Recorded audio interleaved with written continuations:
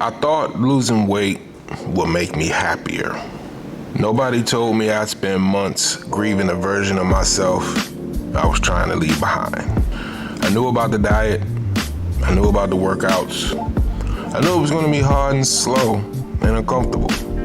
I was prepared for all of that. What I was not prepared for was what happened to everything else. My relationships, my identity, the way people looked at me, the way I looked at myself. That strange, confusing feeling of succeeding at something I had wanted my whole life and not feeling the way I thought I was going to feel.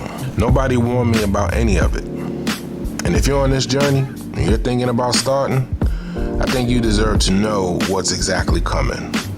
Not to scare you, but because the people who make it through are usually the ones who knew what they were walking into. This series has been building from the beginning. We talked about the biggest lie in weight loss, why you keep quitting, what the first 20 pounds actually builds, and why the system beats discipline every time. This video is different from all of those. This one isn't about tactics. It's about habits or identity frameworks or recovery rules. This one is about the part nobody puts in a brochure. The emotional cost of changing your life when the people around you didn't sign up for the change.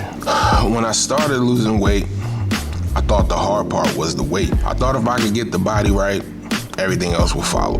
Better health, more confidence, more energy, more life. That was the promise. Lose the weight, gain everything else. And some of that is true. I have more energy. I feel better in my body than I have in years. That part is real. But nobody told me that losing weight would make some people in my life uncomfortable. That some friendships will quietly shift. That some family members would say things, not cruel things, sometimes even complimentary things, that landed in ways I didn't expect. That I would sit across from people I'd known for years and feel for the first time like something between us had changed. And the strangest part, sometimes that thing that changed was me. I started wanting different things, wanting to go to bed earlier, wanting to skip the places that, used to be our places. Not because I thought I was better, but because the old environment, the one built around the old version of me, just didn't fit anymore. I remember going to dinner with the homies, and everybody had ordered dessert. Normally I would have. That night I didn't. Nobody said anything. But somehow I felt like I didn't belong anymore. Not because of what anything did, because of what I was becoming. And becoming something new, even something better, means leaving something behind. And losing a life that didn't fit is still a loss. Nobody warned me about that. Let me say something that might make you uncomfortable. When you start losing weight, when you start really changing, some friendships will not survive. Not because anyone is a bad person, but because some friendships are built around a shared identity that you are in the process of leaving behind. If your social life was built around food, drinking, staying in, commiserating around health and weight and all the reasons you both couldn't do what you were trying to do, and then you start doing it, the dynamics shift. Something gradually, sometimes overnight. Some friends will cheer for you loudly and genuinely. Those people are gold. Hold on to them. Some friends will get quiet. They won't say anything negative. They'll just say the right things when you bring it up. But something will change in how often you talk, how much you have in common, what you do when you're together. And some, not many, but some, will say things, little comments. You're getting too obsessed. You used to be more fun. I liked you better before. Those comments hurt in a way that's hard to explain because they come from people you care about. Your change is a mirror, and sometimes people don't like what they see in it. That doesn't make it hurt less, but it matters that you understand what's actually happening. You're not doing something wrong by getting better. You're just discovering which relationships were built on who you were instead of who you are. Your family will surprise you. Family is its own thing entirely. Family has the longest history of the old version of you, They knew you at your heaviest. They knew the patterns, the habits, the coping mechanisms. They built their relationship with you all around it. And when you start changing, that history doesn't disappear. Sometimes it actually complicates things. Some family members will be proud of you in ways that feel strange. Comments about your body that are meant to compliment but land differently. Questions about what you're eating, how much you're losing, whether you're doing too much. Worry that comes from love but sometimes feels like pressure. Some will push food, not to sabotage you, but because food is how some families show love. And changing how you eat feels to them like you're rejecting something they've always offered. Some will not mention it at all, and the silence will feel loud.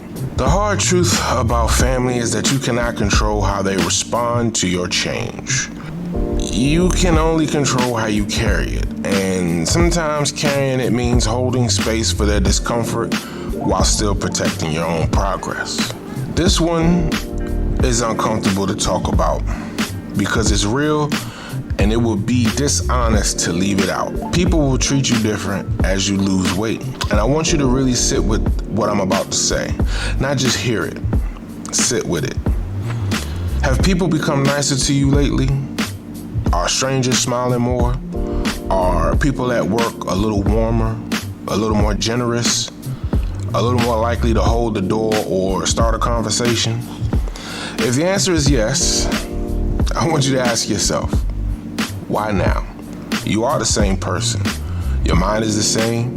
Your character is the same. Your kindness, your humor, your worth, none of that changed. The number on the scale changed. And somehow that changed how the world receives you. That is the hard thing to sit with. And most people never say it out loud because it feels like ingratitude.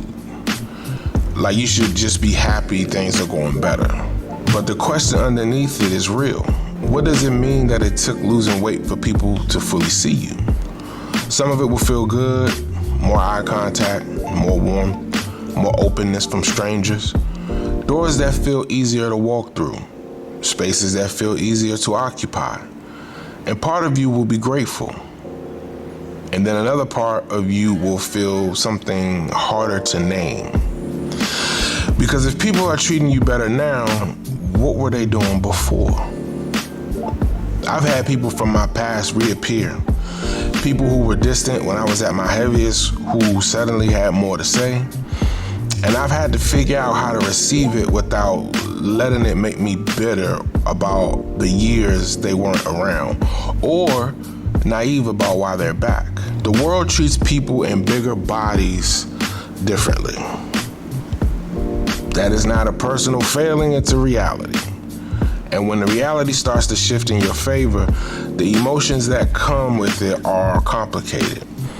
Gratitude, relief, anger, grief, sometimes all at once. You're allowed to feel it, every single piece of it. Here's one nobody talks about.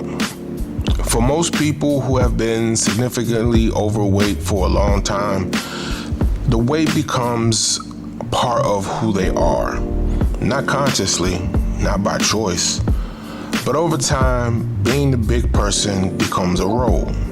It shapes how you move through the world, what you would expect of yourself, what you think you deserve. And when the weight starts coming off, the roles start to shift. And that is disorienting in ways that are hard to explain to someone who hasn't experienced it. I remember losing a significant amount of weight and looking in the mirror and not recognizing what I saw. Not in a good way, not in a bad way, just unfamiliar. Like meeting someone I was supposed to already know. The inside doesn't always update at the same speed as the outside. You can lose 50 pounds and still feel like the biggest in the room. You can drop several sizes and still instinctively reach for the largest size on the rack. Fun fact, for my birthday, I went to Atlantic City and I went to the Polo store. And it was like the day before my last day there. So, doing some shopping and stuff like that. I spent a decent amount of money in there. just remembering sizes. I know that I like to wear like a 2XL tall because it's longer.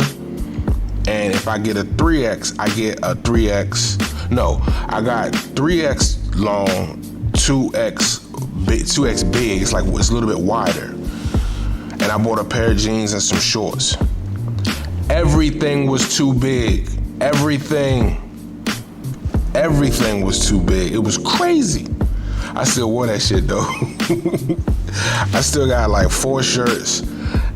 The shorts they still got the tags on them because I just know that they're too big. I'm hoping that I can go to another polo store and exchange them. But that's neither here nor there. Let me get back. But you can be genuinely healthier than you've been in years and still not believe in your gut that it's real. Hence what I just went through. That lag between what's happening to your body and what you believe about yourself is one of the most disorienting parts of the journey. Because if the inside doesn't change, the outside will eventually drift back to match it. This is why I say the goal is not to lose weight. The goal is to become someone different. And becoming someone different is not just physical. It is deeply, persistently psychological. And it is slower than the scale. I know this part may sound strange, but stay with me. At some point in this journey, you're going to grieve. Not the weight, you won't miss the weight. But you might miss some of what came with it. The freedom to not think about food, the permission structure that said, I'm already dealing with this, I don't have to deal with that too. The identity that even if it was painful, was at least familiar. If you spent years being the funny one, the lovable one, the one who made everybody comfortable with jokes about your own size, and then you start to change, who are you without that? The armor you built to survive being a bigger body doesn't disappear the moment you start losing weight. And figuring out who you are without it is real work. Grief is not a sign that you're going backwards. It's a sign that something real is ending. And real things ending, even things that hurt, deserve to be acknowledged. Give yourself permission to feel it, because people who don't usually end up going back. Not because they fail, but because the old life still felt like home. Nobody told me I would feel lonely in a room full of people who used to feel familiar. That success would feel confusing. That I would have to grieve a version of myself I thought I wanted to leave behind. Nobody told me that the hardest part of changing your body is changing your understanding of who you are. But I'm telling you, right now, because you deserve to know what you're actually signing up for. Not to talk you out of it. The other side of this is worth it. I believe that with everything I have. But it is not simple, and it is not just physical. It's the version that was willing to let the old life go. Even the parts that felt like home. Even the parts that were comfortable. Even the parts that, if you're honest, you loved. Nobody warned you either. Now I'm warning you. Because this journey changes far more than your body. If you've experienced this, leave it in the comments below. What's the thing nobody warned you about? What's the thing that changed that you weren't ready for? Not physically, emotionally. Because this conversation matters. And someone else reading your comment might finally feel less alone in what they're going through. I read every single one. And if you're ready to start this journey with someone who's going to be honest with you about all of it, not just the calories and the workouts, but the real stuff, the first 90 reset is coming. It's not just a program, it's a foundation for the whole change. I'll see you next Tuesday. I'm Coach Ron, and I'm gone.